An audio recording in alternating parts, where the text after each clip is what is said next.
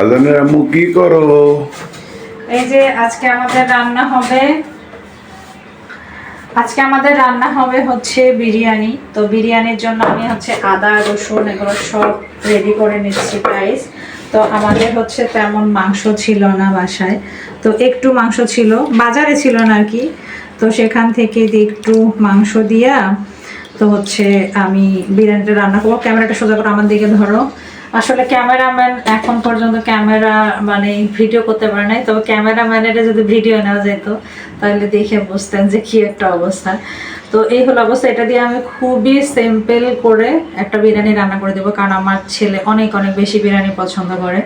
এই জন্য আমি ওর জন্যই বিরিয়ানিটা মূলত রান্না করছি, কারণ ছেলে যেটা পছন্দ করবে সেটাই তো রান্না করতে হবে। আর আজকে আমার ছেলে একটু মানে ফানিভাবে বলছে, তো যখন আমি বললাম যে বিরিয়ানি বা অন্য কিছু কী খাবা, তো প্রথমে বললো যে আম্মু তোমার ইচ্ছা, তুমি যেটা রান্না করবা। তারপরে বলতেছে বাবা তো শুধু মাংস মাংস করে, তার মানে আর বাবা শুধু মাংস খাইতে চায়, এটা বোঝাইলো যে ও খাইতে চায় না।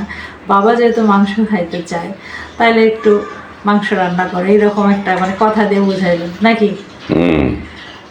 সবগুলো একই মতো হয়েছে না, খালি বিরিয়ানি খাওয়া। বিরিয়ানি আমার কিন্তু অত বিরিয়ানি পছন্দ না, মানে হচ্ছে একটু ভর্তা ভাত শাক এগুলাই আমার কাছে বেশি ভালো লাগে। তো আজকে থেকে আমাদের কন্টিনিউ সুন্দর সুন্দর ব্লগ ভিডিও আপনারা দেখতে পারবেন, আমাদের সাথে থাকবে। আর আমি এটা রেডি করে নিয়ে তারপর আবার আসতেছে। সবাই সাথেই থাকেন। কাটো আল্লাহ হাফেজ। এই তো দেখেন গাইস, আমি হচ্ছে এখানে বিরিয়ানির আলুটা আজকে ফুড কালার দিয়ে ভেজে নিচ্ছি। মানে যেহেতু একটু মানে মাংস কম, তো চিন্তা করলাম যে একটু সুন্দর করে বানাই।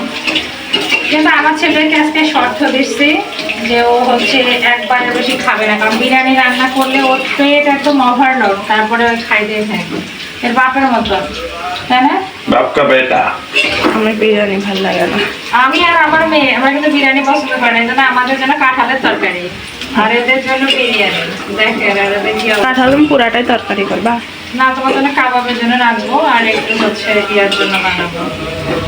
আর কাবাব দিয়ে আমার বিরিয়ানিটা কিন্তু ভালো লাগে না, কিন্তু আব্বুর জন্য অনেক খারাপ লাগতেছে।